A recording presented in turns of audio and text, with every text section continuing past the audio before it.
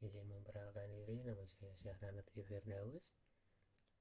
Di sini saya akan mempresentasikan mengenai tugas sesi 12 manajemen perubahan dengan dosen pengampu Ibu Salik Vini. Di sini saya akan menjelaskan bagaimana transformasi menuju organisasi berkinerja tinggi, yaitu studi kasus PT Sukses Bersama. Nah, jadi tujuan dari presentasi ini yang pertama yaitu memaparkan analisis situasi eksternal dan internal perusahaan, kemudian juga merumuskan strategi organisasi berbasis high performance management, dan yang terakhir yaitu mengusulkan praktik manajemen SDM yang lebih relevan. Nah, masalah utama PT Sukses Bersama yaitu yang pertama yaitu penurunan produktivitas karyawan, yaitu sebesar 15% dalam 3 tahun akibat kurang keterampilan teknologi modern. Kemudian yang kedua yaitu strategi perusahaan tidak sesuai dengan tren pasar, yaitu yang ramah lingkungan. Dan yang ketiga yaitu ketidakseimbangan internal, itu struktur organisasi hierarkinya yang kaku, kemudian juga komunikasi antar departemen yang sangat buruk, dan juga kepemimpinan otoriter atau tidak adaptif. Nah, dan yang terakhir yaitu sistem manajemen kinerja yang tidak standar dan manual. Kemudian analisis eksternal, yaitu analisis Vestal. Yang pertama dari segi politik, itu regulasi terkait teknologi yang ramah lingkungan. Kemudian dari segi ekonomi, ketidakstabilan ekonomi mempengaruhi daya beli konsumen. Yang ketiga yaitu sosial, yaitu perubahan preferensi konsumen ke produk ramah lingkungan. Kemudian untuk teknologi, yaitu perkembangan teknologi modern yang sangat pesat. Dan untuk lingkungan, yaitu tekanan untuk mengadopsi praktik berkelanjutan. Dan yang terakhir yaitu hukum, itu kepatuhan terhadap peraturan lingkungan. Kemudian untuk analisis internal, yaitu 7S McKinsey. Yang pertama yaitu struktur. Nah, yang pertama hierarki kaku, jadi perlu lebih fleksibel. Yang kedua ada sistem, yaitu sistem manual, perlu digitalisasi. Kemudian yang ketiga yaitu strategi, jadi tidak sesuai dengan tren teknologi dan pasar.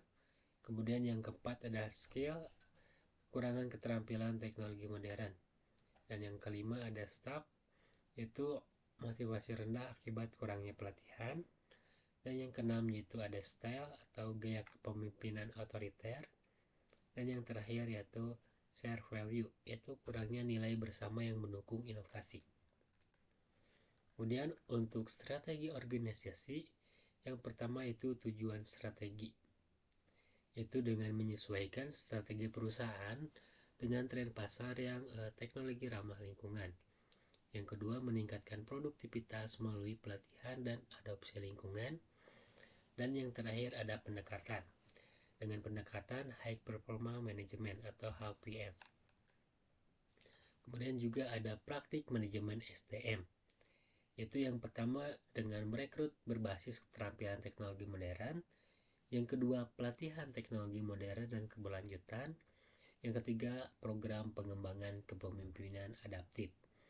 Dan yang keempat, yaitu peningkatan komunikasi lintas departemen. Yang kelima, yaitu penilaian kinerja berbasis standar jelas, bisa dengan KPI dan yang lainnya. Dan yang keenam, yaitu digitalisasi sistem produksi dan distribusi. Nah, kemudian juga ada matriks keselarasan SDM. Yang pertama, praktik manajemen SDM dan juga kompetensi atau perilaku yang dibutuhkan. Itu rekrutmen berbasis teknologi harus diimbangi dengan keahlian teknologi modern. Kemudian pelatihan teknologi modern harus beradaptasi terhadap perubahan. Dan juga ada program kepemimpinan adaptif, yaitu kepemimpinan juga harus yang fleksibel. Dan juga ada komunikasi lintas departemen, itu dengan mengadakan kolaborasi dan komunikasi yang efektif.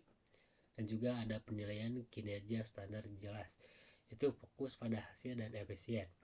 Dan digitalisasi produk atau distribusi, itu dengan pemahaman sistem digital. Nah, dan juga ada maklik keselarasan antara praktik.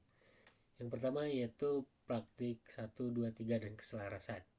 Nah, rekrutmen berbasis teknologi dengan pelatihan teknologi modern, itu keselarasannya harus tinggi. Kemudian juga ada program kepemimpinan adaptif dan komunikasi lintas departemen, itu sedang. Dan digitalisasi produk dan penilaian kinerja, itu tinggi. Nah, rencana implementasi. Setelah analisis kebutuhan, diidentifikasilah kebutuhan pelatihan dan teknologi. Kemudian yang kedua itu dengan mengadakan pelatihan karyawan, jadi pelatihan keterampilan teknologi dan komunikasi.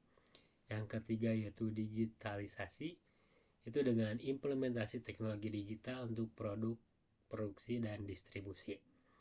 Dan yang keempat ada evaluasi, itu penilaian berkala untuk memastikan efektivitas. Yang kelima yaitu perbaikan berkelanjutan, yaitu penyesuaian berdasarkan hasil evaluasi. Kesimpulannya yaitu strategi perubahan berbasis HPM, yaitu dengan atau High Performance Management, yaitu menyelaraskan karyawan dengan kebutuhan pasar eksternal dan juga mengatasi tantangan internal melalui inovasi dan kepemimpinan adaptif. Kemudian juga ada praktik people management, yaitu fokus pada pelatihan, digitalisasi dan komunikasi. Dan yang terakhir yaitu ada rencana transformasi, yaitu berbasis analisis situasi dan materi keselarasan.